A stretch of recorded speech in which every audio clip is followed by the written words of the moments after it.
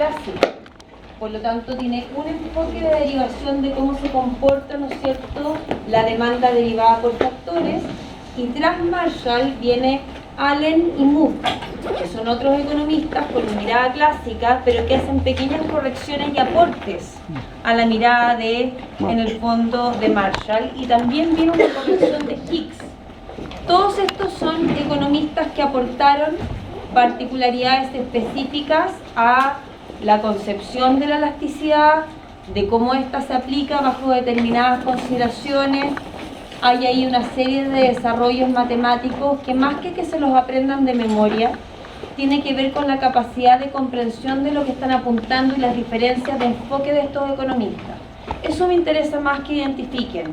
No necesito que se aprendan las fórmulas de memoria, no se desgasten en eso. Comprendan eso sí lo que está planteado y las diferencias de enfoque que están ajustando los economistas. Después hay una parte 2, donde hay un trabajo, una parte 2 de las lecturas para el control 2, que por eso van a tener tiempo extra, digamos, para desarrollarla, donde hay un trabajo súper bonito de evidencia empírica asociada, ¿no es cierto?, a lo que es el comportamiento de la demanda derivada de factores. Y el trabajo es metodológico, entonces desarrolla un modelo. Y el modelo que tienen ustedes ahí es que dicen que la elasticidad de la demanda de un determinado factor, ¿no es cierto?, a través de una función determinada, tiene un comportamiento en base a un coeficiente de posición, beta sub 0, que es un coeficiente que entrega un dato, da una expresión en el fondo econométrica, más la sumatoria, ¿no es cierto?, de los ítems sub i que van de 1 a 3, ¿de qué cosa? De los beta sub i, ¿no es cierto?, de los W sub i, que corresponden a los salarios de distintas calificaciones, ¿no es cierto?, de tipo de profesionales, en algunos casos no calificados o trabajadores no calificados con ciertos grados de profesionalización o con grados de capacitación que tienen diferencias en el análisis. El que está con evidencia empírica. Sí. Súper interesante ese paper, súper interesante. Más un beta 4, que les quiero explicar lo siguiente.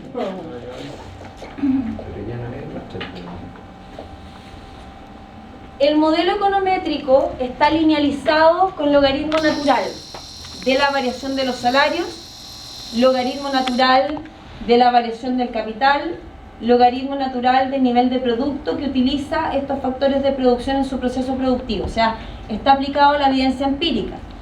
El paper de los colombianos dice, las fuentes de información son estas, sacamos un número de datos de ciertos sectores productivos, van a encontrar, hay después una tablita de resultados donde separan los W sub i, dice tengo el W sub i de la industria tanto, con este nivel de calificación sub 1, el W sub i con la calificación sub 2, el W sub i con la calificación sub 3, el K sub i, el I sub i, ¿cierto? Y el nivel de error. Y aparece en este cuadrito los resultados que tienen, que son numeritos, por ejemplo, le sale tiene un 0,074 y al ladito sale el p-value. Había uno que decía positivo o negativo. Les quiero explicar también por qué, qué es lo que quiero que enfoquen del paper.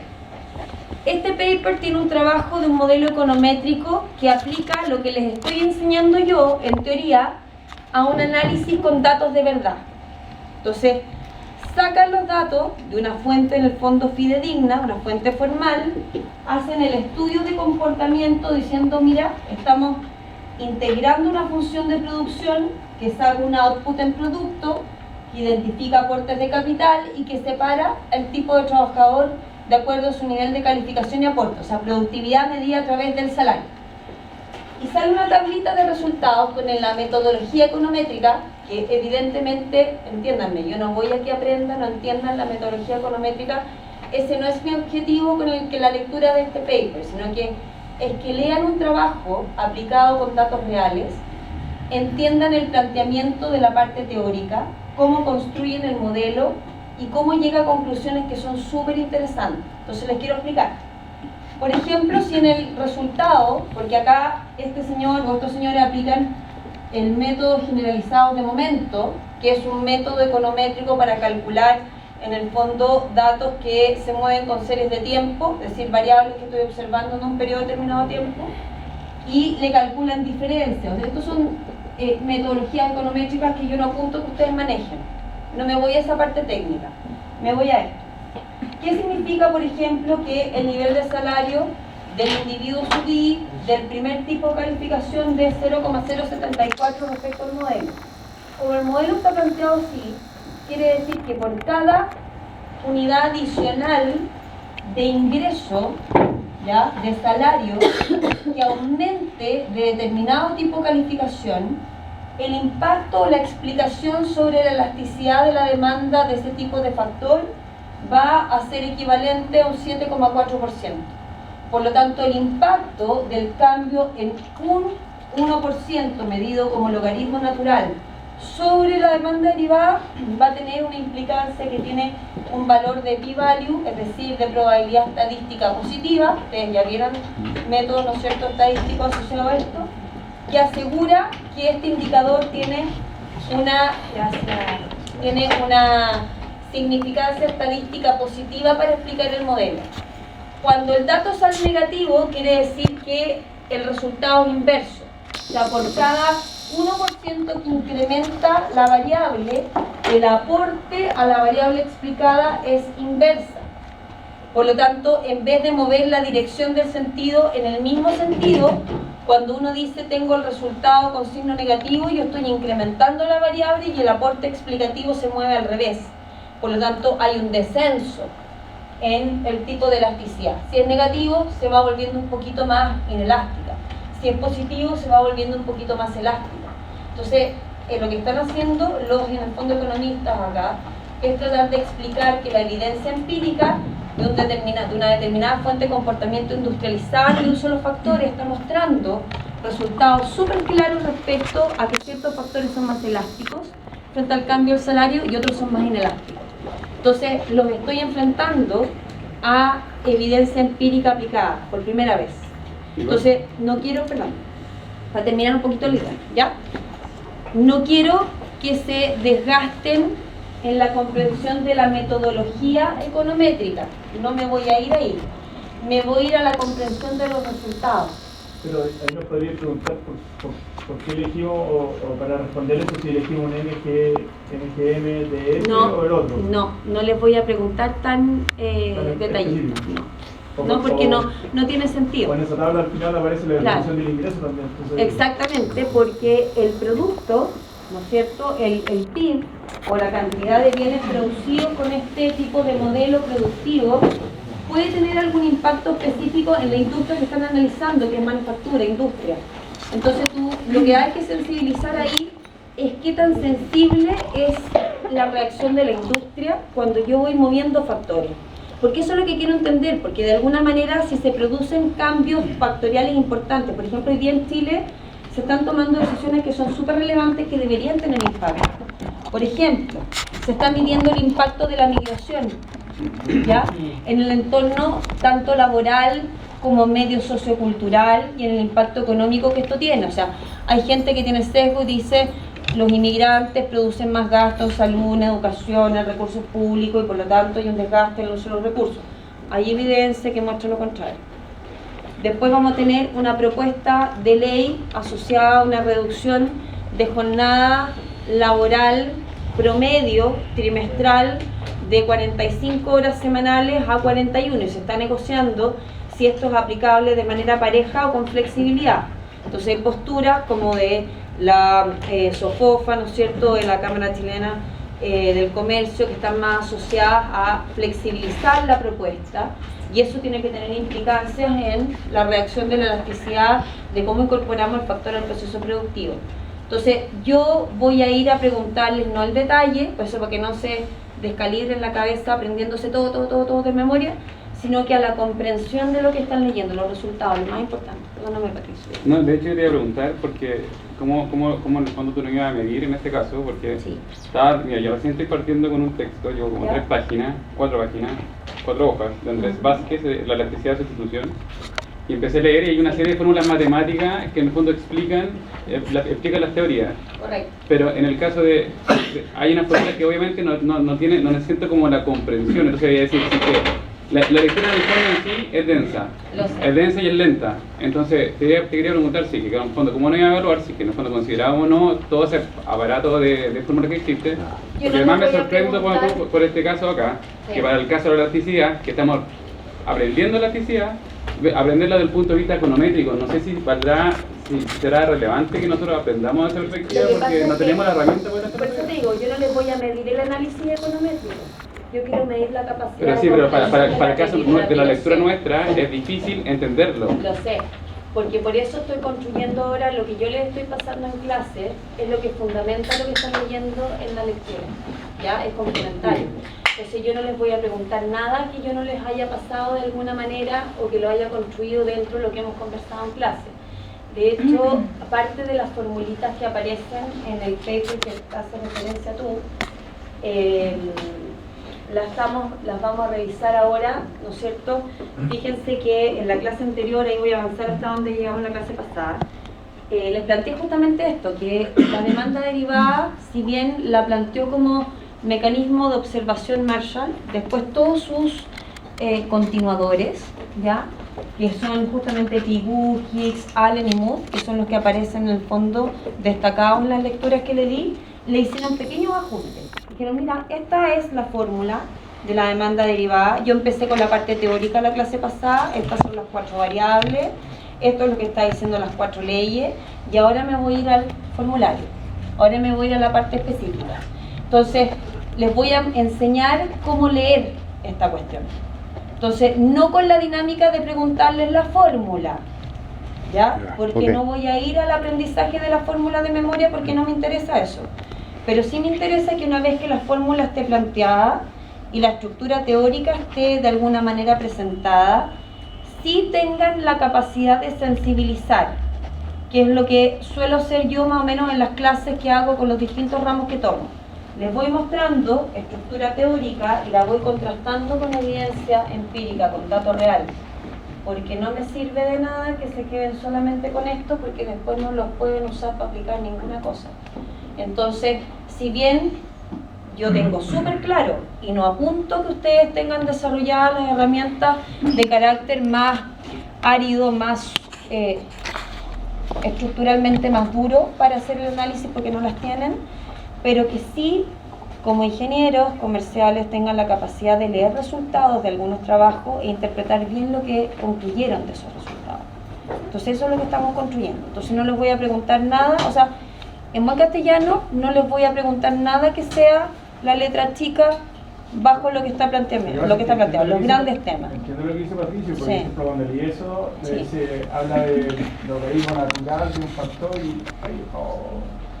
Pero a mí me preocupa, por ejemplo, que tú me digas que no sabes lo que hace el logaritmo natural de una variable. Yo entiendo lo que ¿Te puedo fijas? hacer una variable y cómo calcular las cantidades también, pero la lectura es un poco más densa, como si queremos entender o explicarte que efectivamente si aumenta un punto de producción, baja la elasticidad o dependiendo del grupo que sea. Lo que pasa es que, fíjense que todo lo que ustedes han ido en el fondo estructurando, si eso es lo que me toca a mí, por eso a mí me tocan los ramos más duros, porque como soy más cabezona y en el fondo de alguna manera los llevo con presión y con dureza que se enfrenten, digamos, fuertemente con la parte más dura de la parte ingenieril de la carrera. De alguna manera yo les estoy explicando con esto que cuando ustedes, por ejemplo, en una función, y acá ponemos I, producto, función de K, L, que puede tener cualquier formita matemática, y uno manualmente sobre el cuaderno aplica, ¿no es cierto?, la derivada y me sale el efecto marginal, medido, por ejemplo, como productividad, en este caso, del capital, me equivoqué del factor. Lo que yo estoy midiendo con modelo econométrico es exactamente lo mismo, pero lo estoy midiendo con un resultado linealizado. O sea, en vez de trabajar la función así, lo que estoy haciendo es, quiero calcular el logaritmo natural del resultado, no sé, de un coeficiente de posición técnico, más el logaritmo natural de las unidades de capital utilizado, más el logaritmo natural, ¿no es cierto?, del nivel de trabajo utilizado, y si los factores se utilizan con coeficientes, cuando uno aplica logaritmo natural, el coeficiente multiplica. Entonces,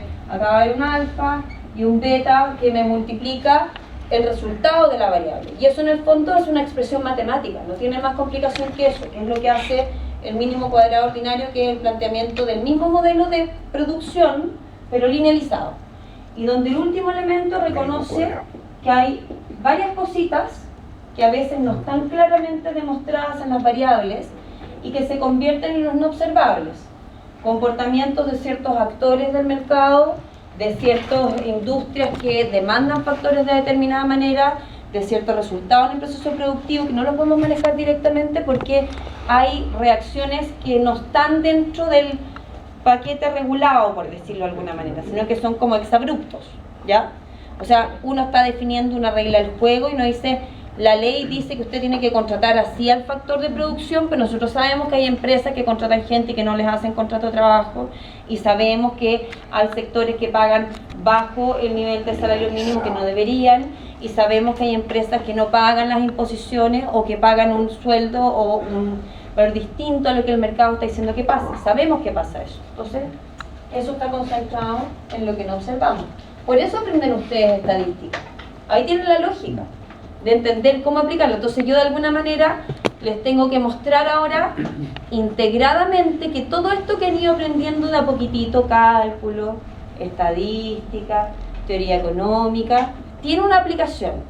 Y cuando se aplica llega al paper, llega ahí al desarrollo del fondo del análisis que integra todas estas cosas. Entonces este es el minuto para mostrarles integración.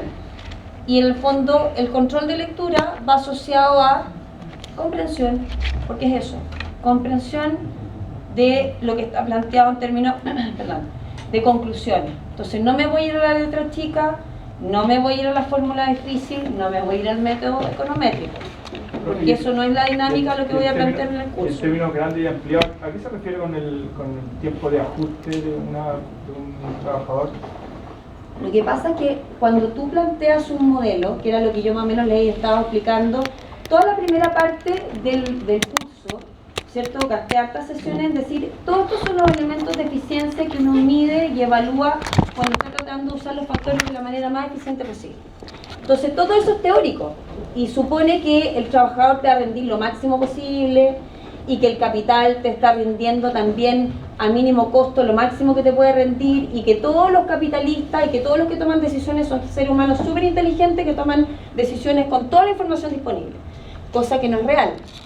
Entonces cuando uno se enfrenta al dato de verdad y observa cómo se comporta, tú empiezas a encontrar brechas al tiro.